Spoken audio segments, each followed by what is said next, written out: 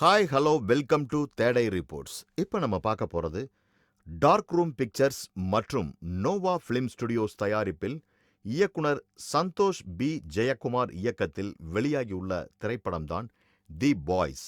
Corona காலத்தில் சென்னையில் வசிக்கும் வாழ்வு குறித்த நோக்கமே இல்லாத பேச்சுலர்களினுடைய வாழ்க்கையினை மிகவும் சுவாரஸ்யமாக காட்ட முற்பட்டுள்ளார் இயக்குனர். படத்தில் ஷாரா, கலக்கப்போவது யாரு வினோத், அர்ஷத், யுவராஜ் ஆகியோர் நடித்துள்ளார்கள். இயக்கியது மட்டுமே இல்லாமல் சந்தோஷ் பி ஜெயக்குமாரும் இத்திரைப்படத்தில் நடித்துள்ளார். படத்தில் ஆர்யா, கிருஷ்ணா, மொட்டை ராஜேந்திரன், ரெடின் கிங்ஸ்லி, ரோபோ சங்கர் ஆகியோர் சிறப்பு தோற்றத்தில் நடித்துள்ளார்கள். படத்தினுடைய கதை என்ன அப்படின்னு பார்த்தோம்னா, சென்னையில் தங்கி வேலைக்கு போகும் மற்றும் வேலை தேடும் பேச்சுலர் நண்பர்கள், இவர்களுக்கு வேலை நேரம் தவிர முழு நேரமும் இருக்கும் ஒரே செயல் குடி மட்டும்தான் இவர்கள் அனைவரையும் இணைத்து அவர்கள் தங்கியுள்ள வீட்டில் தி பாய்ஸ் என்ற பெயரில் பார் நடத்துகிறார்கள்.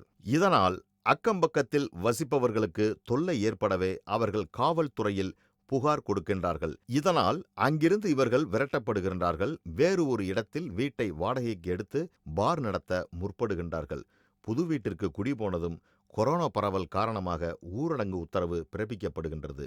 வீட்டிலேயே முடங்கி கிடக்கும் இவர்கள் பார் நடத்தினார்களா இல்லையா, இதனால் இவர்கள் சந்தித்த பிரச்சனைகள் என்னென்ன என்பதுதான் படத்தினுடைய மீதி கதையாக அமைந்துள்ளது. படத்தின் காட்சிகளுக்கு ஏற்றவாறு அருண் கௌதமினுடைய இசை கை கொடுக்கின்றது. சிறப்பு தோற்றத்தில் வரும் ஆர்யா இடம்பெற்றுள்ள காட்சிகள் அனைத்தும் மது பிரியர்கள் மத்தியில் கைதட்டலை பெறும் என்பதில் கொஞ்சம் கூட சந்தேகமே இல்லை. தொடர்ந்து பேச்சுலர்களை பொறுப்பற்றவர்களாக, மதுவுக்கு அடிமையானவர்களாக காட்சிப்படுத்துவதால் இதற்கு முன்னர் வெளியான ஸ்டீரியோ டைப் படங்களில் இதுவும் ஒன்றாக அமைந்துள்ளது. படத்திற்கு மிகவும் பக்கபலமாக அமைந்துள்ளது என்னவென்றால், சில காட்சிகள் உள்ளபடியே ரசிக்க வைக்கின்றது, கைதட்டலையும் பெறுகின்றது.